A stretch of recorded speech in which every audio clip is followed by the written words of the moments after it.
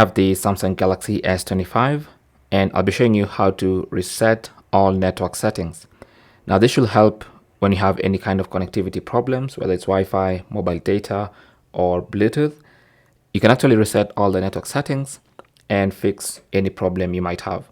Now keep in mind that this will not erase your phone's data. The only data that's going to be erased is data related to networks. So it's going to delete all your saved Wi-Fi networks.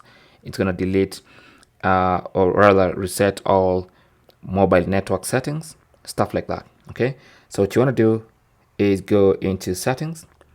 Under settings, go to general management, tap on that, and then go to reset, tap on that, and then you should see reset mobile network settings, and then you have reset Wi-Fi and Bluetooth settings.